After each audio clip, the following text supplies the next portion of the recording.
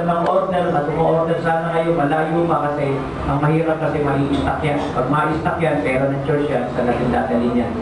Kita ko pa po ba dito? Kung order kayo ng order, wala ba yan, doble bayad nun. Doble bayad nun. Kaya malayo pa, order na kayo kasi at pinananalangin na tayo na isang araw tayo nilang gumawa. Amen? Kung tayo ang gagawa, mas mura pa yan, mas matipid pa yan. So sino ang tutukla? Tuklasin niyo, baka may talento kayong kaya yung gumawa ng ganyan, isa nyo nilang namin ibabayad, binabayad natin sa mga undelivered. Tuklasin ninyo. May tao pa po ba dito? Makaya ng talento mo. So tayong lahat ay tumayo para pumunta ng harapan at paglaloob. Dahil ito ko yung tulog-lasip na tayo. Mamunahan tayo sa Pastor the woman who treasured the most. Yes. Lasip na tayo. Amen. Bago pa ako mag-closing prayer, nais ko lamang po magpalog ako.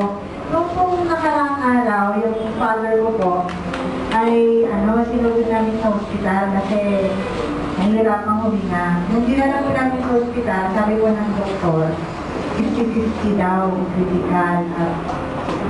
Parang ihanda na namin yung sarili namin sa anumang mangyayari. So, pagkatapos ng kalilig, yung nanay ko, nagtatakalo, nag-iiyak.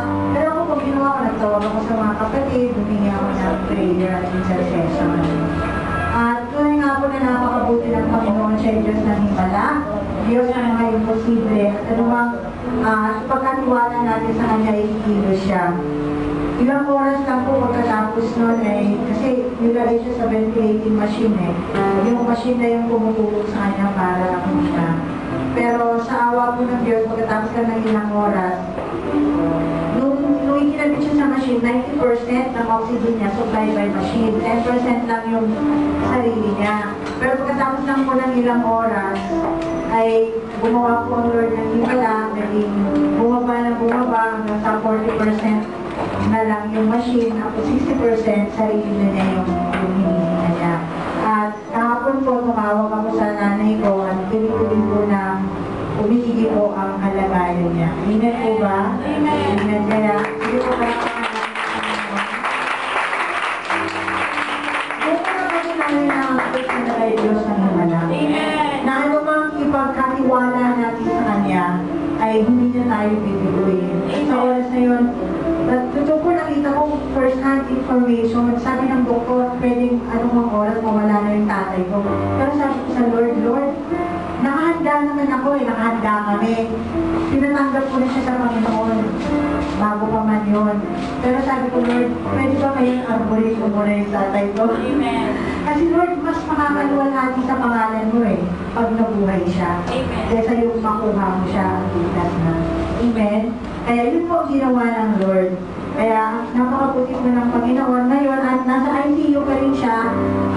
Critical pa rin daw ang sabi ng doktor, pero alam ko po ang Diyos ay patuloy na kikilos at gagawa ng himala. Amen. Kaya nais ko rin po sa madalangin po mga napasalamatan, yung po mga nanalangin at patuloy rin papanalangin ng tatay ko. Amen. Amen. Sige po tayong lahat ay lumupo at ulitin. Oh God, you are truly the God of greatness and impossibilities.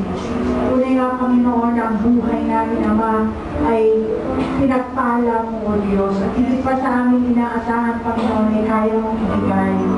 Lord, sinabi mo, Panginoon, sa iyong salita, sa iyong kapahayagan, it's harvest time.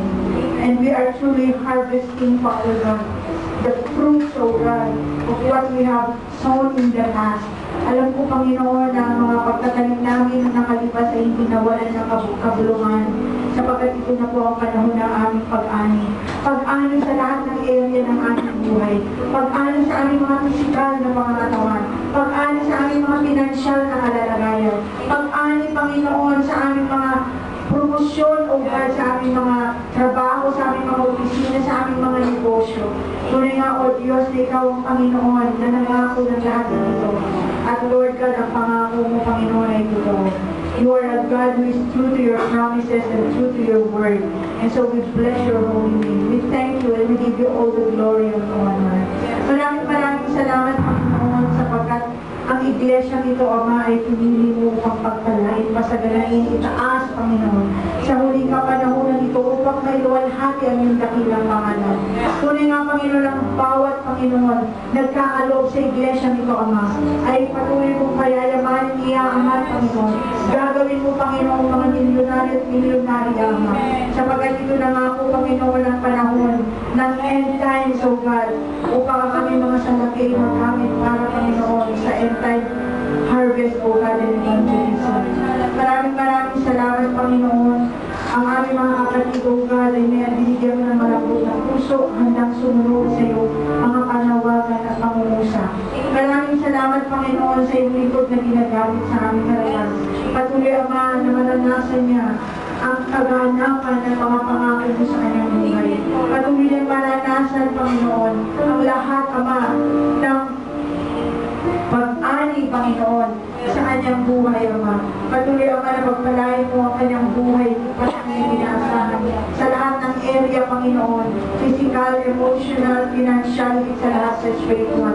Patuloy ka pang magpahayag sa kanya ng mga ganitong kapahayagan, Ama, na Lord God, tunay nga, Panginoon, na kinakailangan marinig ng body of Christ. Salamat, Panginoon, sapagkat ang mga mensahe ganito, Panginoon, ang kinakailangan namin, O God, kinakailangan ng body of Christ, at tunay nga magiging kabahagi kami sa pagpapalaganang ito, Panginoon. In whatever capacity, Lord, we will be part, O God, of spreading this message, O God, this kind of message, Panginoon, na magre-revive, Panginoon, sa aming bayan at sa buong daigdig. Maraming salamat sa kanyang buhay, pagpalain mo siya, Panginoon. At Lord, ang aking mga kapatid, Panginoon, na dinakit mo sa lugar na ito, alam ko, Lord God, hallelujah, hindi pa sa kanilang in-expect ay pinagkaloob mo.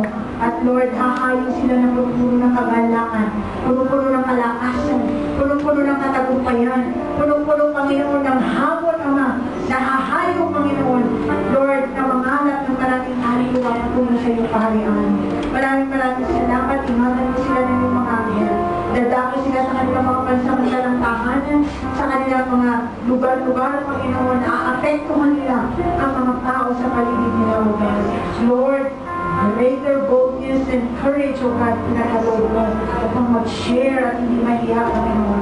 Maraming salamat, Panginoon, pagpalain mo silang ingatan, bantayan ang iyong mga anghel, Panginoon. And Lord, we live your presence upon this place, preserve your anointing, even, Lord God, pagpalain mo, Panginoon, ang staff and management ng mga inasalokan.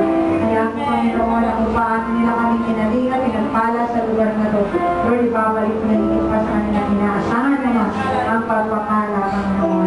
We bless you and we give back all the glory and honor and praises for you alone deserve it, Lord Jesus.